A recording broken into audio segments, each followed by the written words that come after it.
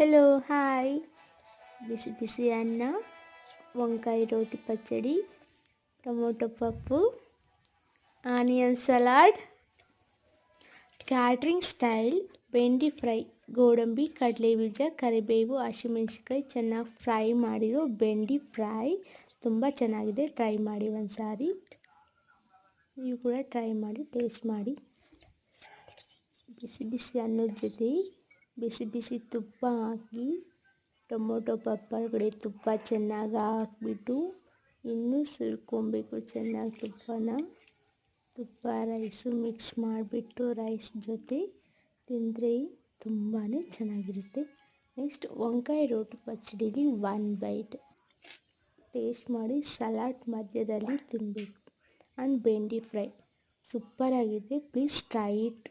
Thank you.